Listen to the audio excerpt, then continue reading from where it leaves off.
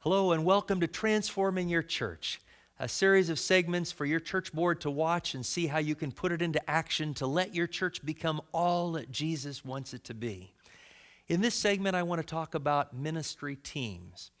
On the church board, most of you are there because you lead some type of ministry, whether it's children's ministry, pathfinders, adventurers, health ministry, stewardship ministry, family ministries, whatever it is, you're leading a ministry. Even the treasurer is leading the financial ministries, and the clerk is leading the membership ministries.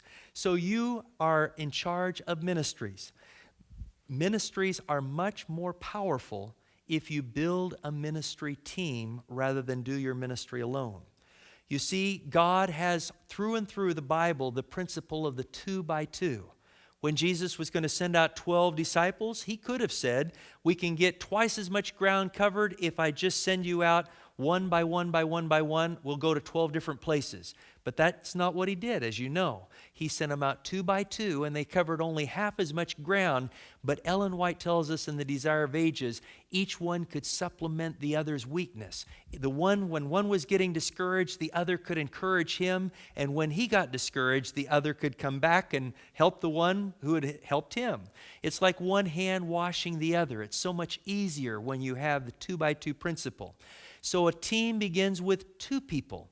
Whatever ministry you're leading, ask God to give you wisdom to see people in the church, to activate as a partner in ministry with you so that you're not trying to carry the ministry alone. The saddest thing is to have somebody in charge of a ministry who's burning out and they're becoming bitter and critical toward God and God's people. We don't want that. That God wants a cheerful giver, not just financially, but in terms of ministry. If we don't enjoy our ministry, we really need to take a break from it and do some other kind of ministry. And helping avoid burnout is to find a ministry partner. Now, if you can't find one, perhaps as a church board, you can help each other find partners in your ministry.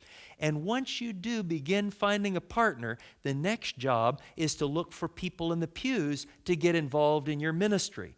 Because ultimately, as a church board, you are responsible for mobilizing the entire congregation in ministry.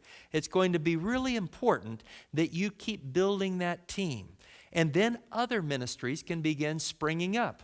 You can have a soccer ministry, not just playing soccer, but inviting friends and building relationships that ultimately will impact people for eternity. You can have a golf ministry, and I'm not talking about just going golfing. I'm talking about where you get together and you don't mind praying before you go golfing, even though some people are shocked. You can have a whitewater rafting ministry.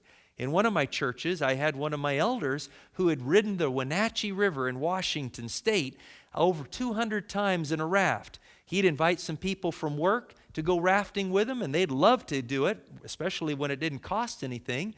And then he'd invite some church members to go with him as well. When they're just putting in the raft, he'd say, okay, everybody, let's have prayer. And the church members would bow their heads, and the people from work would have this terrified look on their face. Like, is it so dangerous we have to pray before we get in? And he knew what was going to happen, and so he said, okay, you see those people over there? They don't even have a prayer. And everybody laughs. They have prayer. They get in, and they have a good time riding the rapids and building friendships that can result in all kinds of opportunities to share Jesus and his truths with people. So each ministry needs to be either having a leader on the board that has a partner, or needs to be connected with one of the ministries on the board so they have a mentor for their ministry. We're looking to have wheels within wheels. Every ministry needs a team. Now, every ministry also is to be a soul-winning agency in the church. Every year, each ministry should pray that at least one person accepts Jesus Christ, embraces all the Bible truths, and unites with this movement because of that ministry. And so as you think of the ministry that you're working with, as you build your team, you are always saying, Lord, who do you want us to reach out to, and how can we bring them in? In the Sabbath school, every Sabbath school class is a ministry, and it should be transformed into a soul-winning team to bring people to Jesus. When you have family groups that meet in homes, every family group should be a soul-winning agency to bring people to Jesus. So in this way, all of these different groups and ministries, family groups, Sabbath school classes become nets that are catching fish for Jesus, catching people for Jesus, because Jesus promised he would make us fishers of men. And as the team begins building more friendships, bringing people to Jesus, you will see life coming into your church. You'll see the blood flowing through all the body. You'll see fewer and fewer of the members who just sit, soak, and sour, or think that their only role is to pray, pay, and obey. But they begin seeing that they're the hands and the feet of Jesus. And then they become excited and they have things to share and tell, and it becomes a wonderful experience. And then you interview them when you have your Changed Lives feature on Sabbath morning. And everybody begins finding ways to connect everybody into some ministry until the whole body becomes alive and energized. Now I'm talking about maybe something that's going to take a while here. But there's something you can do in the next 30 days for your church to begin going down this pathway. You can determine right now on your church board to not have any ministry unless there's at least a partner with a leader, and to identify who the partners should be, to follow that 2x2 principle. Or you may already have that, and you determine your next step is to be sure that you begin adding people to the teams. Or the next step can be that you begin transforming those teams into soul-winning teams.